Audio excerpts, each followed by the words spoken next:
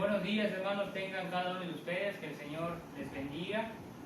Hemos tenido unos problemas con internet, pero esperemos en Dios podamos tener la escuela dominical y también unos problemas con el micrófono, así que pues ahí hagan todo lo posible por tratar de escuchar, ya que no vamos a poder tener el micrófono en esta mañana. Vamos a aprovechar el tiempo, hermanos, para tratar de ganar un poco de tiempo de lo que ha transcurrido. Voy a invitar a que abran sus Biblias en Efesios capítulo 4. Efesios capítulo 4. Efesios capítulo 4 y vamos a dar lectura del versículo 1 al versículo 3. La serie que estamos llevando se titula Nuestro andar en Cristo. Y hoy el título del mensaje, el título del tema de la escuela dominical es Andemos en mansedumbre. Andemos en mansedumbre. Efesios capítulo 4 del verso 1 al verso 3 dice allá: Yo pues, preso en el Señor, os ruego que andéis como es digno de la vocación con que fuisteis llamados, con toda humildad y mansedumbre, soportándonos con paciencia los unos a los otros en amor, solícitos en guardar la unidad del Espíritu en el vínculo de la paz. Vamos a orar. Nuestro Padre y nuestro Dios, te damos gracias una vez más, Señor, por tantas bendiciones que nos das. Te damos gracias por la vida, por la salud y por la oportunidad que nos das de poder llevar a cabo un orden de culto más para tu honra y para tu gloria.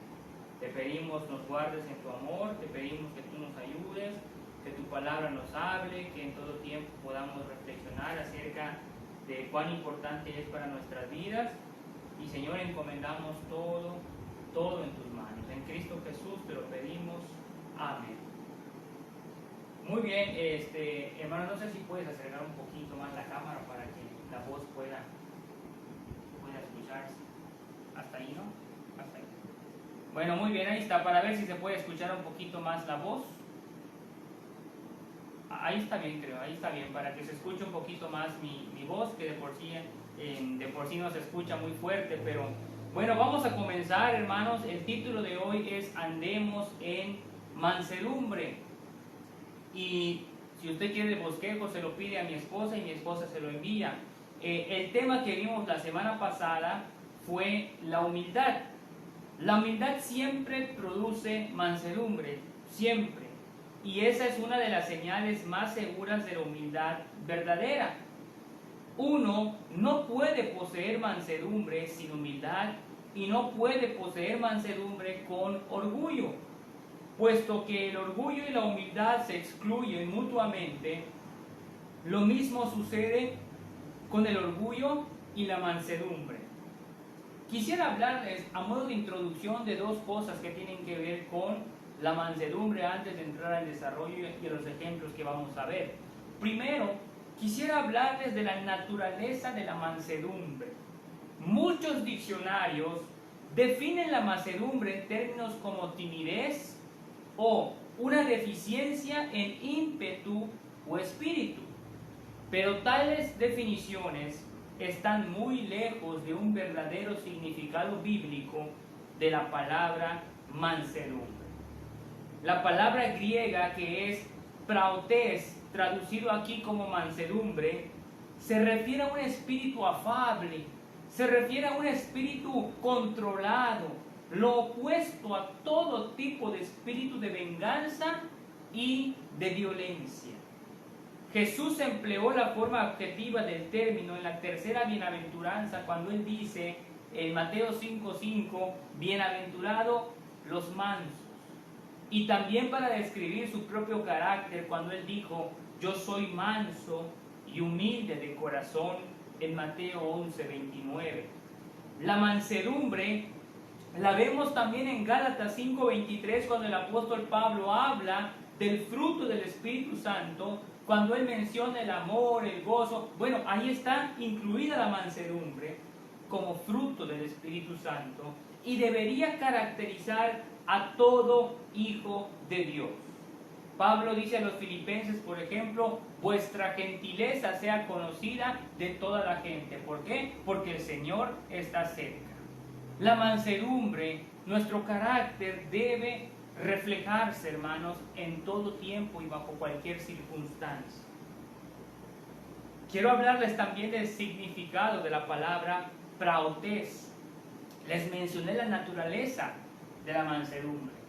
Y cada uno de nosotros, porque somos hijos de Dios, porque el Señor está en nuestro corazón, porque el Espíritu Santo nos ha sellado, porque cada uno de nosotros que tiene contacto, que tiene la palabra del Señor, que nos habla, que nos instruye, que nos corrige, que nos muestra principios, que nos dice cómo debemos conducirnos, cada uno de nosotros debe ser caracterizada nuestra vida por la humildad y luego por la mansedumbre. A menos que no estemos leyendo la Escritura, a menos que no estemos entendiendo la palabra de Dios, a menos que no la estemos aplicando a nuestro diario vivir, a menos que quisiéramos arrancar partes de la Biblia, entonces no vamos a practicar la mansedumbre. En cualquier momento de nuestra vida, nuestro carácter explota. En cualquier momento de nuestra vida, nuestra conducta, nuestra opinión, nuestra forma de ser se exalta. Y a veces no consideramos la importancia de este elemento que debe caracterizar nuestro andar diario, como estamos viendo, nuestro andar como cristianos, como creyentes en Cristo Jesús. ¿Cuál es el significado, hermanos, de la palabra praotes, que es mansedumbre en este contexto? No tiene nada que ver en absoluto con debilidad. No tiene nada que ver en absoluto con timidez o con indiferencia, o como algunos dirían por ahí, cobardía. Es que una persona mansa es cobarde. No tiene absolutamente nada que ver la mansedumbre con cobardía. Esta palabra, hermanos, praotes, empleada para referirse, hermanos, fíjense, les voy a dar la connotación, y esta ilustración nos va a ayudar a entender aún mejor la palabra mansedumbre. Se emplea para referirse a animales salvajes que habían sido domesticados, en especial los caballos que habían tenido que ser doblegados y entrenados. Un animal así, óiganlo bien, hermanos, porque esta ilustración perfectamente nos va a abrir el panorama de lo que significa la mansedumbre. Un animal así, como en este caso el caballo, un animal así conserva todavía su fuerza, ¿o no? Usted se sube en un caballo y el caballo le va a llevar rápido y fuerte. Usted se pone enfrente de un caballo y mejor hágase a un lado porque si no el caballo le pasa encima. Un animal como el caballo, hermanos, conserva su vigor, conserva su fuerza, pero su voluntad está bajo el control de su dueño.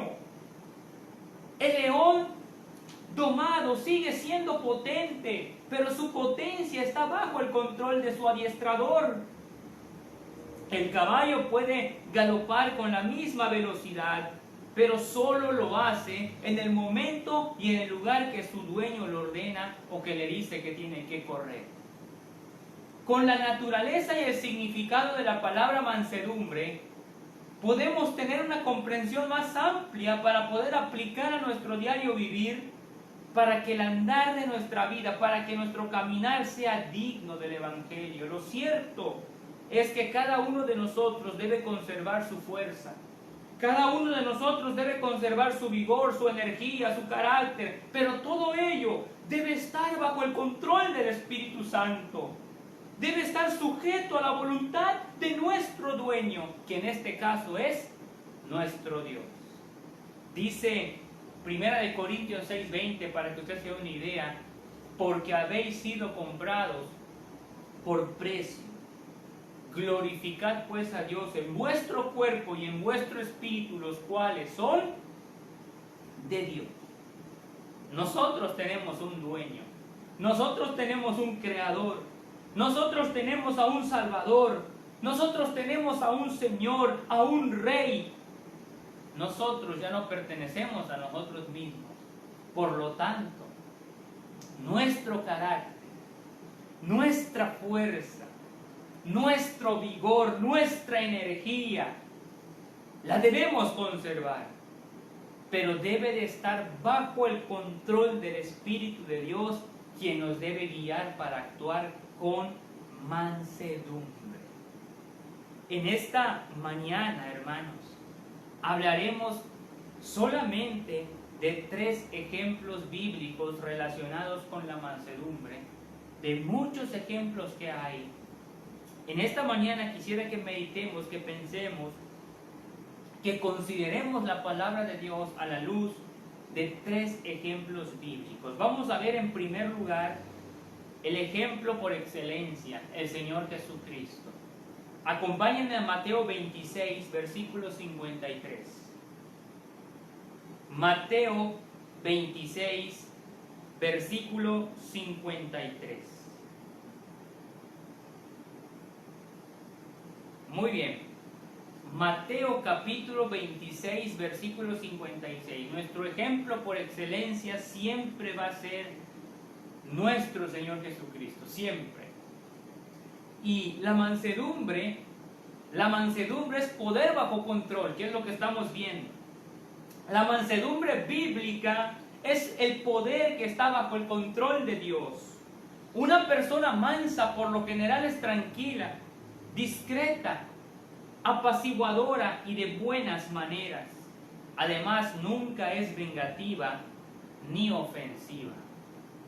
Cuando los soldados llegaron, vamos a leer Mateo 26, 53, pero antes de leerlo quiero contextualizarles un poquito en dónde estamos. Bueno, este pasaje seguramente usted lo debe conocer muy bien porque habla cuando entregan y arrestan al Señor Jesucristo. Usted recordará, Judas lo entrega, le da un beso y con palos y vienen a agarrar al Señor, y el Señor ahí estaba. Uno de los apóstoles, ahí Pedro, saca su espada y le quita la oreja a uno de los siervos. De hecho, el versículo 51 dice: pero uno de los que estaban con Jesús extendió la mano, haciendo referencia a Pedro, sacó su espada e hiriéndole a un siervo del sumo sacerdote, le quitó la oreja, dice la Escritura.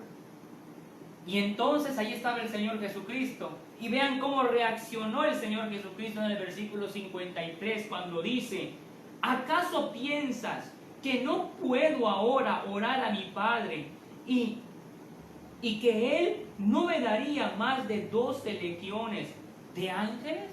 Ahí estaba el Señor Jesucristo y le dice: Pedro, cálmate. Si yo quisiera ahorita mismo, oraría a mi Padre y ahora mismo descenderían los ejércitos celestiales y ahora mismo destruiríamos a estos siervos y a estas personas que me quieren arrestar. Eso es poder, eso es dominio, eso es fuerza, pero bajo control. Mientras que Pedro ya había sacado su espada listo para combatir, el Señor Jesucristo le dice: Pedro, tranquilo, tranquilo, no pienses que no puedo hacer algo por mí. Y ciertamente, hermanos, si el Señor hubiera querido, bueno, en ese momento hubiera mandado descender fuego pero no lo hizo el Señor. Claro, hay un propósito, el Señor tenía que morir por nuestros pecados, pero el Señor mostró mansedumbre, mostró un poder bajo control. Aún en su humanidad, Jesús tenía acceso a poder divino infinito que habría podido usar en cualquier momento para su propia defensa. No obstante, en ningún momento optó por hacerlo. El haber rehusado, hermanos, y aquí está una muy buena enseñanza para nuestro diario vivir. El haber rehusado utilizar recursos divinos para cualquier cosa que no fuese la obediencia total a la voluntad de su Padre, es la imagen suprema y perfecta de mansedumbre, de poder bajo control. Aquí está el ejemplo supremo, hermanos. Como la Escritura dice: seguid sus pisadas, dice Pedro. Como el apóstol Pablo dice: sed imitadores de mí porque yo soy imitador del Señor Jesucristo. Siempre los creyentes y los hijos de Dios deben tener como sumo ejemplo lo que el Señor Jesucristo hizo. ¿Y qué hizo aquí? Control, poder bajo control. Quiero llevarles a un ejemplo más, siempre del Señor Jesucristo. Estamos en el primer ejemplo. Señor Jesucristo, Vamos a buscar ahí Lucas capítulo 9, versículo del 51 al 54. Voy a pedirles que lo busquen ahí en su Biblia. Lucas capítulo 9, versículo del 51 al 54. Ahora el Señor estaba con otros discípulos. Y antes de leer del versículo 51 al 54 voy a mencionar que cuando dos de sus discípulos, Jacobo y Juan, no fueron recibidos en una aldea de los samaritanos, dijeron las siguientes palabras. 9, 51 al 54 de Lucas, dice allá: cuando se cumplió el tiempo en el que él había de ser recibido arriba, afirmó su rostro para ir a Jerusalén y envió mensajeros delante de él, los cuales fueron y entraron a una aldea de los samaritanos para hacerle preparativos. Mas no le recibieron, porque su aspecto era como ir a Jerusalén. Viendo esto, sus discípulos, Jacobo y Juan, dijeron algo parecido a lo que hizo Pedro, pero distinto. Dijeron Jacobo y Juan. Fíjense, y es curioso, hay que observar que el círculo íntimo del Señor, así se le conoce, era con Jacobo, con Juan y con Pedro. Y miren cómo estaban actuando estos hombres aquí. Dice acá: Señor, ¿quieres que mandemos que descienda fuego del cielo como hizo Elías y los consuma? Esta actitud de Jacobo y Juan se debió a que los judíos de Samaria y los judíos de Palestina no se llevaban bien. Y en una ocasión los samaritanos no dejaron entrar a Jesús a su territorio. Ante esa situación, el apóstol Juan y su hermano Jacobo expresan sus deseos de incendiar esa ciudad. En pocas palabras dijeron: fúndelos, Señor, fúndelos, no quieren nada contigo. ¿Le recuerda algo en su vida personal? ¿Le recuerda algo ahí cuando usted estaba lavando y la vecina prendió fuego y todo su lavado se impregnó del olor de fuego y usted, fúndelo, Señor? ¿Le recuerda algo? Pero acá viene una vez más el poder bajo control del Señor Jesucristo, la mansedumbre. Cuando Jesús escuchó las palabras de Jacobo y Juan, les enseñó lo siguiente, versos 55 y 56. Entonces, volviéndose él, les reprendió diciendo: ¿vosotros no sabéis de qué espíritu sois? Porque el Hijo del Hombre no ha venido para perder las almas de los hombres, sino para salvarlas. Y se fueron a otra aldea. Una vez más el Señor les dice no.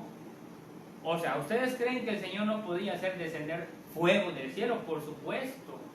El Señor, hermanos, es poderoso, es todopoderoso de hecho, pero tuvo control, tuvo mansedumbre, siempre bajo diversas circunstancias en su vida. Pudiera mencionarles más ejemplos de la vida de Jesús, cuando Él pudo tomar acción, pero Él simplemente tuvo el control, porque Él practicó la mansedumbre. Por eso dice la Escritura: aprended de mí, que soy manso y humilde de corazón. La mansedumbre en este contexto, hermanos, es poder, es fuerza bajo control. Y no le voy a hacer preguntas aquí hasta el final porque me hacen falta ver dos ejemplos. Pero tenga esto en mente: la mansedumbre en este contexto es poder, es fuerza bajo control. En segundo lugar, hermanos, el segundo ejemplo, vámonos al Antiguo Testamento y vamos a ver a David, al salmista David, al cantor David, y vámonos a 1 de Samuel capítulo 24. 1 de Samuel capítulo 24.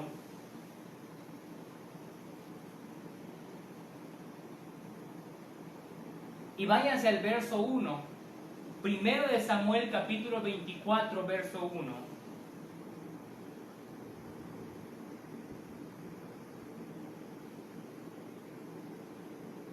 ¿Ya lo tienen? ¿Falló? ¿No? 4, verso del 1 al 7. Lo voy a leer. Dice la palabra del Señor de la siguiente manera. Cuando Saúl volvió de perseguir a los filisteos, le dieron aviso diciendo: he aquí David está en el desierto de Engadi. Y tomando Saúl 3,000 hombres escogidos de todo Israel, fue en busca de David y de sus hombres por las cumbres. Muy bien, continuemos, hermanos, continuemos, porque tuvimos una falla de nuevo con el internet, pero continuemos. Les decía yo en segundo lugar el ejemplo de David que está en primero de Samuel capítulo 24 del 1 al 7, que dice de la siguiente manera: cuando Saúl volvió de perseguir a los filisteos, le dieron aviso diciendo: he aquí David está en el desierto de Engadi.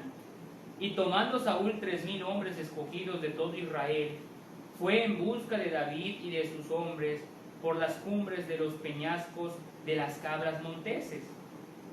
Y cuando llegó a un redil de ovejas en el camino, donde había una cueva, entró Saúl en ella para cubrir sus pies, y David y sus hombres estaban sentados en los rincones de la cueva. Entonces los hombres de David le dijeron, acá viene algo interesante, porque mire, en el contexto usted recordará perfectamente que un día cuando David mató a Goliat, usted recordará que cuando iban llegando a la ciudad danzaban y cantaban las mujeres y decían: David mató a sus 10,000 y Saúl a sus 1,000. Y en ese momento Saúl siempre quiso quitarle la vida a David, lo perseguía, intentó matarlo en muchas ocasiones. Y este era un momento adecuado como para que David tomara venganza. Era un momento adecuado como para que David por fin acabara con la historia de Saúl. Pero acá viene algo interesante, versículo 4, que tiene que ver con el tema. Entonces los hombres de David le dijeron: he aquí el día que te dijo Jehová, he aquí que entregó a tu enemigo en tu mano, y harás con él como te pareciera. O sea, es decir, además de que querían matar a David, los compañeros de David lo estaban alentando para que tome venganza. Le estaba diciendo: ahora sí, véngate, es tu momento, desquítate. Y claro, yo no sé qué tipo de amistades o qué tipo de compañeros tenemos y que influyen en nuestra vida. Pero miren cómo reacciona David, hermanos. Miren cómo reacciona David. Y dice allá: y se levantó David y calladamente cortó la orilla del manto de Saúl. Después de esto se turbó el corazón de David, porque había cortado la orilla del manto de Saúl, y dijo a sus hombres: Jehová me guarde de hacer tal cosa contra mi Señor, el ungido de Jehová, que yo extienda mi mano contra él, porque es él ungido de Jehová. Así reprimió David a sus hombres con palabras, y no permitió que se levantasen contra Saúl. Y Saúl, saliendo de la cueva, siguió su camino. Ahí está la mansedumbre. Yo les pregunto algo: ¿pudo David matar a Saúl, sí o no? Por supuesto que lo pudo matar. Ahí estaba en sus manos, ahí era su oportunidad. Pero recuerde que la mansedumbre es tener poder bajo control. David le dijo a sus hombres: Dios me libre de hacer algo al rey. Dios me libre de levantar mi mano al ungido de Dios. Y en este caso David controló sus emociones. Y no solamente más adelante lo volvió a hacer. Más adelante tuvo la oportunidad de nueva cuenta de acabar con Saúl y no lo hizo. Eso se llama poder bajo control, hermanos. Yo no sé si a alguien le ha hecho algo a usted. Yo no sé si a usted le gustaría que a esa persona le vaya mal. Yo no sé si a usted le gustaría tener la oportunidad para desquitarse. Recuerde, mansedumbre es poder bajo control. Pero el mismo David, vámonos a 2 de Samuel capítulo 16, 2 de Samuel capítulo 16, ya para este entonces David ya se había convertido en el rey de Israel. Ya para este entonces David era el rey y de nuevo mostró la moderación de la mansedumbre cuando se abstuvo de reaccionar ante las provocaciones, maldiciones y ataques con piedras que recibió por parte de un hombre llamado Simei. ¿Qué haría usted si de repente usted está caminando ahí en su colonia? Usted está caminando en las colonias que conocemos nosotros por aquí. Usted está caminando, está yendo a comprar su tortilla y viene alguien y le tira una piedra. ¿Qué haría usted? ¿O qué haría? ¿Qué haría? Viene alguien y le empiezan a maldecir, le empiezan a insultar, le empiezan a decir un montón de cosas. ¿Qué haríamos nosotros? Solo piense un momento en su carácter. Solo piense un momento en cómo reaccionaría. ¿Qué tipo de actitud tendría? Imagínese, usted está yendo a la iglesia, se bajó de su mototaxi, se bajó de su camión, qué sé yo, como usted vaya. Y al bajarse de repente hay un grupito que le empieza a decir, se está yendo al templo, es esto, es lo otro. Y ¿cómo reaccionaríamos, hermanos? Es interesante ver cómo reacciona David acá. 2 de Samuel capítulo 16, versículo 5 hasta el versículo 14. Si usted tiene Biblia en casa, preste atención a esta historia, que pudiera contárselas, pero si usted tiene Biblia, mejor usted vaya a la Biblia. Y dice la palabra del Señor, 16, del 5 al 14. Y vino el rey David hasta Bahurim, y he aquí salía uno de la familia de la casa de Saúl, el cual se llamaba Simei, hijo de Gera, y salía maldiciendo y arrojando piedras contra David y contra todos los siervos del rey David, y todo el pueblo y todos los hombres valientes que estaban a su derecha y a su izquierda. Ahora seguimos leyendo. Ahora, ¿en qué estaba pensando este hombre Simei? ¿En qué estaba pensando? Para empezar, David era el rey. Para terminar, David tenía a los hombres más valientes a su derecha y a su izquierda. ¿En qué estaba pensando este hombre al tirarle piedras y al maldecir al rey? ¿En qué estaba pensando? Versículo 7. Y decía Simei, maldiciéndole, fuera, fuera, hombre sanguinario y perverso.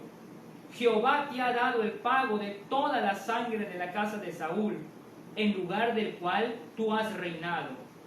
Y Jehová ha entregado el reino en mano de tu hijo Absalón, y hete aquí sorprendido en tu maldad, porque eres hombre sanguinario. Recordemos que Absalón se sublevó contra su padre, se ganó el corazón del pueblo, y ahora David tuvo que salir de allí, y no quería Simei recibirle en ese lugar, y lo empieza a maldecir y empieza a ofender. Versículo 9. Entonces Abisai, hijo de Sarbia, dijo al rey, ¿por qué te maldice este perro muerto a mi señor el rey? Te ruego que me dejes pasar y le quitaré la cabeza. Es decir, este hombre, hermanos, mire, en cuestión de segundos hubiera matado a Simei, pero estaban entrenados, eran valientes, eran hombres de guerra, y en un abrir y cerrar de ojos, listo, ni problema iba a causar. Y le dice a David, permíteme que yo calle a este hombre. Inclusive, hermanos, lo compara con bueno, ustedes lo acaban de leer, lo compara como si fuera un animal, como si fuera un perro. Pero acá viene la mansedumbre de David, hermano. Miren, versículo 10. Y el rey respondió, ¿qué tengo yo con vosotros, hijos de Sarbia?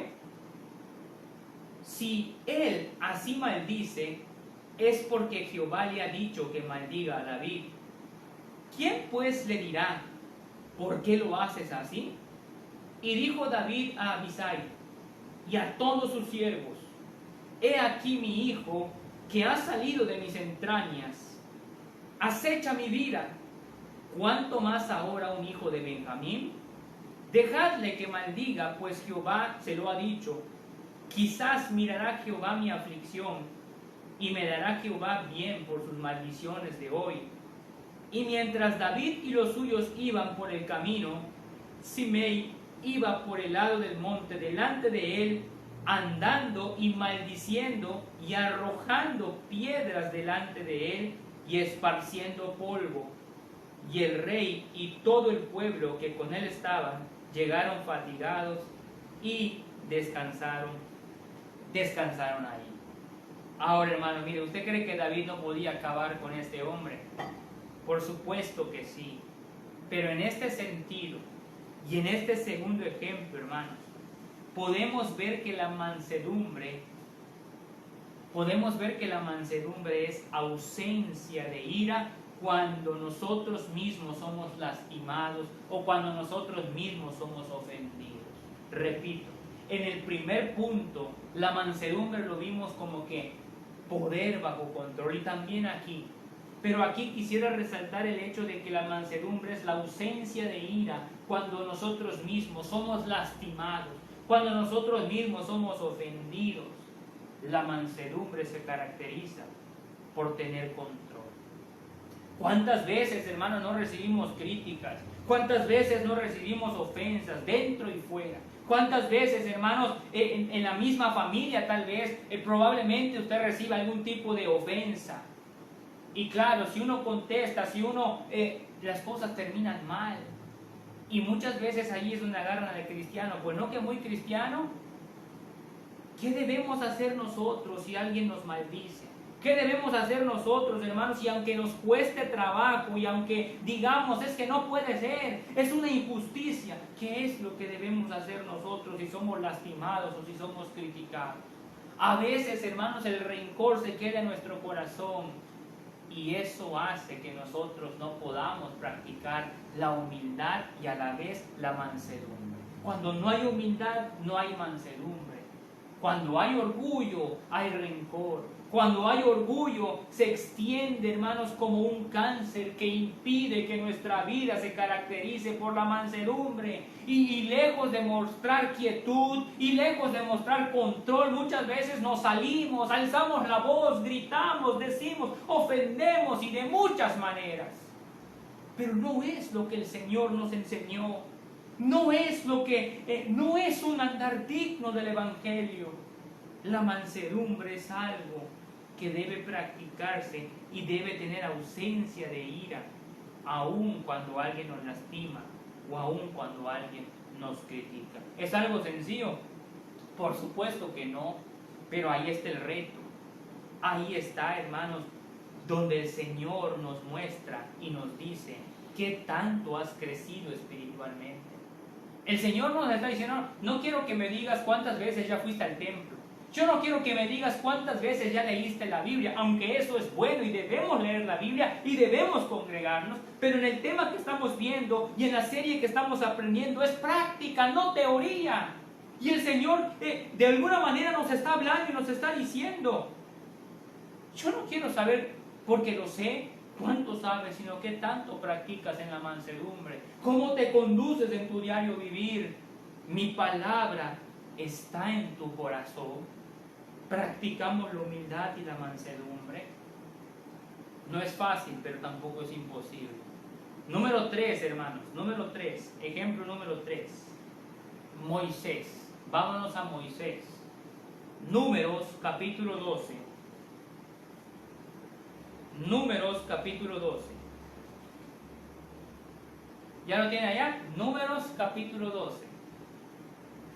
Muchas veces, hermanos, muchas veces, voy a ponerles un ejemplo bastante fácil y clásico. Cuando hay partidos de fútbol, hermanos, cuando hay partidos de fútbol, a nadie le gusta perder, a nadie.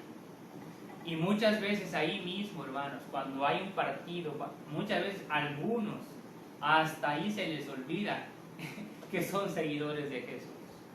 Fíjese, hermano, en un partido de fútbol.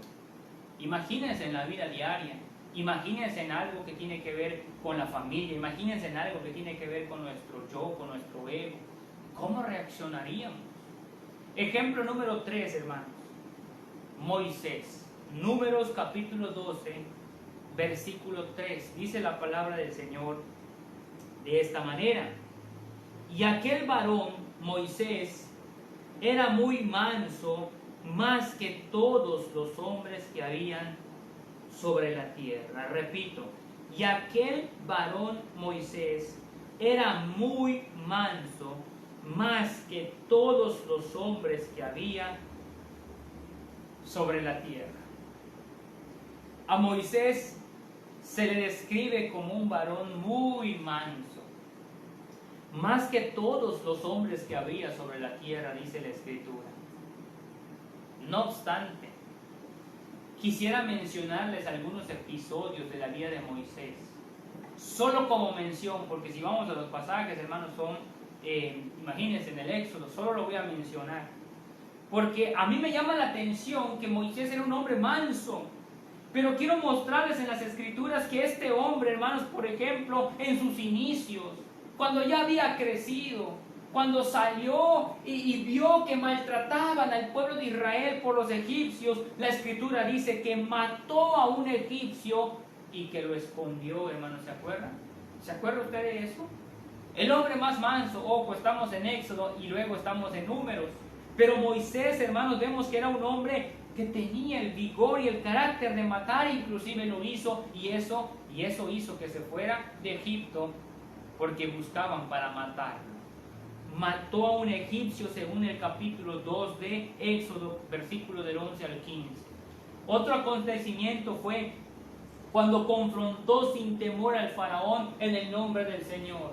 Del capítulo 5 hasta el capítulo 12, ustedes pueden observar cómo Moisés iba y se enfrentaba con Faraón y le decía a Faraón: Jehová, Dios, el gran yo soy, ha dicho, deja ir a mi pueblo al desierto, porque el Señor quiere que le adoren. Y una y otra vez regresaba, y plagas por aquí, y plagas por allá, y le decía al Faraón: Faraón, Dios me ha dicho que deje salir a mi pueblo para que vaya al desierto y le adore. Y el Faraón le decía: bueno, ¿quiénes tienen que ir? Y Moisés le decía: Dios quiere que vayan varones, mujeres, jóvenes. Y de hecho que hay una buena enseñanza, aunque este es otro tema, pero ya que estamos aquí, Dios quiere que le adore. ¿Quién quiere que le adore, hermano? Mire, Dios quería que Moisés sacara a su pueblo. ¿A quiénes? A varones, grandes, chicos, varones, mujeres, jóvenes, niños, y aún las vacas quería el Señor que se vayan al desierto para que hagan fiesta solemne a Dios. Y claro, cada una de ellas tiene su significado. Por ejemplo, ahorita, hermanos, estamos alabando a Dios, ¿no es así? Ahora, yo no sé cuántos hay en su casa escuchando el mensaje hoy. Tal vez estamos en los mismos tiempos del Éxodo y sería un buen tema, porque Dios quiere que los varones, mujeres, niños, jóvenes y aún las vacas alaben al Señor. Y yo no sé si usted está sola como ama de casa y su marido está en otro lado, o yo no sé si usted como varón está en su casa y su esposa está en otro lado, o yo no sé si usted como varón, mujer y sus hijos están en otro lado. Yo no sé cuántos están ahí. Podemos ver algunas fotos y vemos quién sigue las transmisiones, pero no sabemos si en un celular están conectados toda la familia. Y Moisés confronta, hermanos, con vigor al faraón y le dice: deja salir a mi pueblo, porque Dios quiere que toda la familia le alabe en el desierto. Inclusive las vacas, las ovejas y todo eso iba a servir para holocausto, para ofrenda a Dios. Viene la muerte de los primogénitos, usted sabe ya la historia, hermanos. Pero la Escritura dice que Moisés era manso. Ahora, yo les estoy mostrando en estos acontecimientos que mató a un egipcio, que confrontó a Faraón. Número 3, que confrontó con enojo a Israel ante su rebelión e idolatría. Si usted se traslada a Éxodo capítulo 32, recuerde que Moisés estaba en el monte, estaba orando, estaba hablando con Dios, estaba recibiendo las tablas del testimonio, estaba recibiendo la palabra del Señor, cuando de repente Josué, que era su siervo, le dice: escucho el ruido. Moisés, escucho ruido, seguramente hay batalla. Y Moisés le dice a Josué: no hay batalla, no hay débil, no hay fuerte. Yo escucho bullizo, yo escucho alarido de danza. Y ciertamente cuando Moisés baja y se da cuenta de lo que estaba sucediendo, becerro de oro, se habían olvidado de Dios. Inclusive Moisés, hermanos, Números dice que era el más manso. No pierda de vista eso. Pero Moisés quiebra las tablas que Dios le había proporcionado en ese momento. Se enojó tanto ante el pecado que tuvo que confrontar al pueblo por su rebelión e idolatría. Hizo que quemaran esos becerros, inclusive les dio a beber con agua y ceniza. ¿Recuerdan ustedes el pasaje? Moisés era un hombre con fuerza y vigor. Y aunque Moisés inclusive habló con osadía al Señor para que perdonara el pecado de su pueblo, hermanos, porque Moisés, aún hacia Dios, habló osadamente cuando le dijo: no destruyas a este pueblo. Y empieza a hablar con Dios y empieza a decirle: no lo hagas, es tu pueblo, tú lo sacaste, tú hiciste esto, ¿qué van a decir las naciones vecinas? Moisés tenía carácter, hermanos, por supuesto que lo tenía. 40 años aquí, 40 años allá. Moisés era un hombre de vigor. Inclusive la Escritura dice que así murió, con su vigor. Ahora bien, ¿qué sucedió con Moisés entonces, hermano? ¿Qué pasó con este hombre? ¿Por qué dice en Números capítulo 12, versículo 3: y aquel varón Moisés era muy manso, más que todos los hombres que había sobre la tierra? Y podemos ver aquí, hermanos, en todo ello que la confianza de Moisés no se basaba en sí mismo, sino en el carácter y la promesa de Dios. Cuando Dios llamó por primera vez a Moisés, él dijo: ay Señor, nunca he sido hombre de fácil palabra. Usted se acuerda de ello, ni antes ni después que tú hablas a tu siervo, porque soy tardo en el habla y torpe de lengua.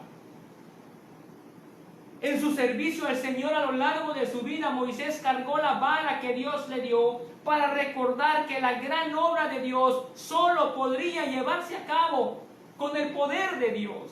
Las marcas de la mansedumbre de Moisés fueron que él mismo era como nada y Dios lo era todo. En Moisés vemos a un hombre que se dejó moldear bajo paso a paso por su dueño y por su Dios. Podemos ver al caballo siendo domado, podemos ver al león siendo adiestrado, podemos ver cómo estos hombres se sujetaban a Dios a pesar de su carácter, a pesar de su vigor, a pesar de su energía. Eran mansos porque se dejaban moldear por su Hacedor y por su Dios.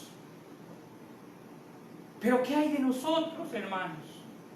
¿Hasta qué punto permitimos que el Señor controle nuestro carácter? ¿Hasta qué punto, más bien, permitimos que el Señor moldee nuestra manera de pensar? ¿Hasta qué punto desarraigamos nuestro orgullo, nuestros rencores, nuestra amargura, nuestras enemistades y dejamos que el Señor esté en nuestra vida y que se refleje en nuestro diario vivir? ¿Qué tan manso soy? ¿Qué tan humilde es mi vida? Porque yo estoy seguro, hermano, que usted me está escuchando. Yo estoy seguro. Todos tienen su carácter. Todos. Unos de una manera y otros de otra. Pero todos tienen su carácter. ¿O no es así? Y está bien. Dios nos creó así, con esa capacidad. Y muchas veces lo que nos saca adelante, hermanos, precisamente es el carácter, es la formación. Y está bien que usted tenga su carácter, que usted tenga energía, que usted tenga vigor, eso está correcto, no lo quite. Pero yo quiero preguntarle, ¿hasta qué punto el Señor influye para que esa fuerza, ese vigor y ese carácter estén bajo su dominio? ¿Hasta qué punto yo me sujeto a mi dueño? ¿Hasta qué punto, y déjenme utilizar esta palabra, me dejo, aunque no es así, me dejo adiestrar por mi dueño? ¿Hasta qué punto yo soy obediente, que si mi dueño, el Señor, me dice por aquí tienes que ir? ¿Hasta qué punto yo me voy por aquí? Si el Señor me jala por aquí, ¿hasta qué punto yo digo, sí Señor, me voy por aquí? porque nosotros somos humanos y Él es Dios. Y todo lo que nosotros somos, hermano, sea mucho, sea poco, es gracias a Dios. Y muchas veces, hermanos, el hombre, el ser humano, no se deja moldear por Dios. ¿Sabe por qué? Porque para el ser humano primero está el yo, algo parecido a lo que hablamos con los jóvenes. Primero está lo egocéntrico, primero estoy yo, mis apellidos, mi nombre, mi fuerza. A mí nadie me va a criticar, a mí nadie me va a ofender, a mí nadie me va a decir, ahorita me defiendo porque yo soy así y nadie me va a cambiar. Eso no es un pensamiento cristiano. Hijo, en la escuela cuando tengas un problema, agarra palo, agarra lo que sea y defiéndete. Eso no es un pensamiento cristiano, eso no es lo que la Biblia nos enseña. El creyente tiene que mostrar mansedumbre en su vida, y aunque a veces no es fácil, le debe pedir a Dios que le dé control, que le dé dominio propio, para que pueda controlar muchas veces lo que a veces no podemos controlar. Quiero concluir, hermanos, con lo siguiente. Muchos ejemplos nos hablan de la mansedumbre, muchos. Hay demasiados ejemplos y precisamente creo que hay muchos por eso. Porque el Señor quiere hablarnos, quiere decirnos, yo quiero que mi pueblo sea manso. Yo quiero que mi pueblo se caracterice por humildad. Ojo, yo no estoy diciendo que usted se deje del mundo, no eso estoy diciendo. Yo no estoy diciendo, como decían allá, quiero utilizar palabras, yo no estoy diciendo que vamos a hacer, los que no son de Yucatán tal vez no me entiendan esta expresión, pero cualquier cosa se las explico. Yo no estoy diciendo que usted sea barco de la gente, yo no estoy diciendo que usted sea el buque de la gente. Yo no estoy diciendo que usted sea el hazme reír de la gente. Inclusive en la introducción expliqué que mansedumbre no tiene absolutamente nada que ver con timidez, con cobardía, no tiene nada que ver. La mansedumbre es carácter, energía, poder, fuerza bajo control. El saber controlar nuestros impulsos para el beneficio de la misma obra del Señor. Y usted dirá, abro un paréntesis, porque a veces, y solo a veces cuando es necesario, y sobre todo cuando la obra de Dios es ofendida y blasfemada, como el ejemplo que les voy a dar, entonces a veces es necesario alzar la voz. Es necesario actuar siempre bajo control, pero quizás con un poco más de energía. ¿Qué está diciendo usted, pastor? Estoy diciendo esto. En Mateo capítulo 21 y en otro pasaje también. Un día el Señor entró a la casa de Dios. Y su casa estaba convertida, hermanos, literalmente en mercado. Ventas por aquí, ventas por allá, negocio, puro negocio. Y el Señor dice, la casa de mi Padre será casa de oración. Y tuvo que sacar a esas personas del templo, ¿se acuerda? Y usted dirá, ¿dónde está la mansedumbre? No, el Señor no perdió su mansedumbre. A veces cuando las cosas santas, cuando las cosas sagradas son blasfemadas, es necesario actuar con un poco más de energía, sin perder el control. Porque en la palabra de Dios lo vemos claramente. De hecho, Pablo dice en Efesios 4:26, que es donde estamos, no se ponga el sol. Puedes enojarte, pero no que la ira no te gane. No se ponga el sol sobre tu enojo, dice la Escritura. Airaos, pero no pequéis. A veces, hermanos, a veces es necesario, cuando las cosas de Dios son blasfemadas, ser un poquito más fuertes. Pero nuestro diario vivir no debe ser caracterizado por ello o por cosas personales. Siempre debe estar bajo control. Una de las marcas distintivas, hermanos, o cuando la persona mansa se enoja, Su enardecimiento se da ante aquello que afrenta a Dios o es perjudicial para otros, no a causa de algo que le afecte en lo personal. Además, su enojo es controlado y dirigido con precisión. No se trata de una explosión abrupta y arbitraria que afecte a cualquiera que está cerca.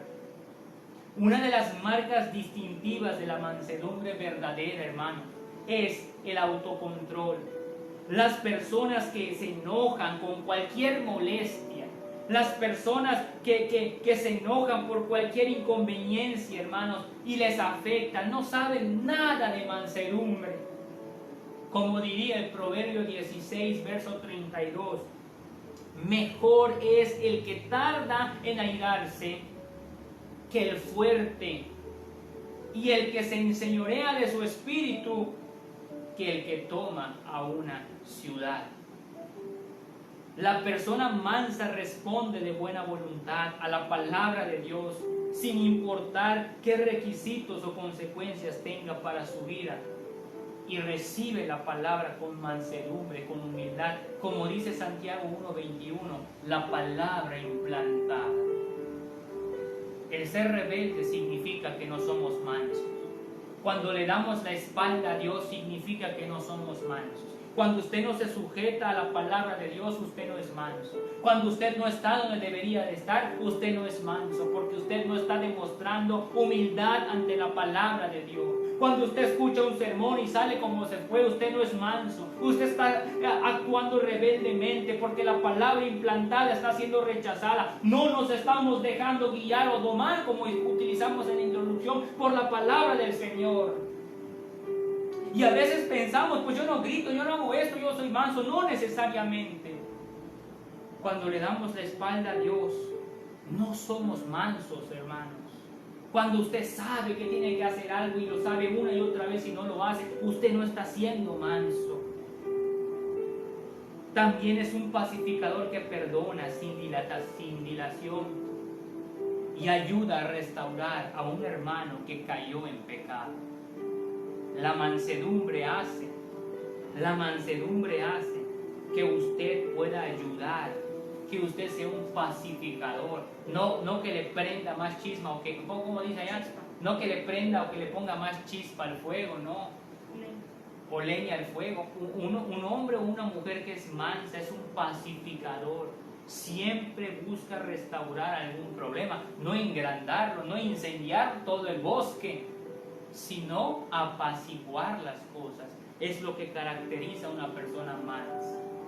Por último, la persona de verdad mansa y afable, conforme a las normas de Dios, tiene la actitud correcta hacia las personas que no son salvas. No los mira con un sentimiento de superioridad, sino que anhela su salvación, sabiendo que en otro tiempo nosotros mismos estuviéramos perdidos si no fueran gracias a la infinita misericordia de nuestro Dios. Nosotros no, porque somos salvos, no vamos a creer más que los que no lo son. Eso no caracteriza a una persona mansa. Como dice el apóstol Pedro en 1 de Pedro 3:15, donde aparece la palabra proates. Debemos estar siempre preparados, dice el apóstol Pedro, para presentar defensa con mansedumbre. Si usted cuando sale a evangelizar se pelea con la persona que está tocando su puerta, usted no es mansa. Si usted se va a poner a criticar a la persona por lo que ve en su casa, usted no es mansa. Dice la Escritura, defiéndete con mansedumbre y reverencia ante todo el que nos demande razón de la esperanza que hay en nosotros. Inclusive Pedro, capítulo 3, verso 4 dice, y esto, aunque se dirige a las mujeres, no solo es para las mujeres en realidad. No solo las mujeres cristianas, también todos los creyentes deben mantenerse agraciados, cuando la Escritura dice, el incorruptible ornato de un espíritu afable y apacible, que es de grande estima delante de Dios. Cuando hay mansedumbre, hermanos, cuando hay humildad, cuando andamos dignamente del Evangelio, hay bendición. Las puertas se abren, no se cierran. Y sobre todo, lo más importante, nuestro Señor Jesucristo es glorificado a través de nuestro diario vivir. Que Dios les bendiga, que Dios les guarde. Oremos para terminar. Nuestro Padre, nuestro Dios, te damos gracias en esta mañana una vez más por tu palabra, en la cual, Señor mío, quiero pedirte que tú nos ayudes a poner en práctica cada una de estos elementos que debe caracterizar nuestro andar contigo: la humildad, la mansedumbre. Señor, perdónanos porque a veces nosotros no nos dejamos dominar, no nos dejamos moldear, no nos dejamos guiar por tu palabra. Queremos actuar bajo nuestro propio pensamiento. Y allí es donde a veces olvidamos lo que nos hablas a través de tu palabra. Te pedimos que tú nos libres de todo tipo de orgullo, de rencor, de amargura, de celos, de envidia, de contienda. Líbranos de todo aquello que no proviene de ti, Señor. Y si no proviene de ti, seguramente proviene del enemigo. Pero nosotros, Señor, tus hijos, queremos seguirte a ti. Queremos poner en práctica los principios que tú nos das para nuestras vidas. Y te pedimos que tú nos ayudes, que tú nos des de tu sabiduría, que tú nos guíes para poder aplicarlo a nuestro diario vivir, Señor. Gracias por todo. Te lo pedimos y te lo rogamos todo en el precioso nombre de tu Hijo Jesucristo. Amén. Muy bien, hermanos, pues que Dios les bendiga, que Dios les guarde en esta mañana. Sean todos bienvenidos. Ahí comenzamos un poco a prisa porque lamentablemente el internet nos estuvo fallando y queríamos ganar un poco de tiempo, pero gracias a Dios por todos los que se pudieron conectar, los que esperaron pacientemente, o como diría el tema, mansamente. Gracias a Dios, hermanos, porque están conectados. Ahorita vamos a trabajar para ver qué sucedió con el micrófono, a ver qué puede pasar, para ver si hace falta el micrófono. Bueno, espero me hayan escuchado, pero ahorita vamos a ver qué pasó. Y nos vemos por la tarde. Nada más recuerdo, hermanos, en la tarde tenemos noche de alabanza. Una vez más, noche de alabanza, donde cada familia, donde cada creyente le puede dar gracias a Dios a través de un canto. Y en la noche nos estaremos viendo en punto de las 7 de la noche. Y nada más ténganos un poquito de paciencia, depende a qué horas terminemos, estaremos saliendo en vivo para el culto de la tarde. Gracias a Dios por el joven Armando que trajo la dirección en la mañana, y en la tarde le toca al hermano Joel Huicapa. Así que Dios les bendiga, hermanos, les mando un fuerte abrazo y nos vemos en un momento más ahí para terminar con las gratitudes. Bendiciones.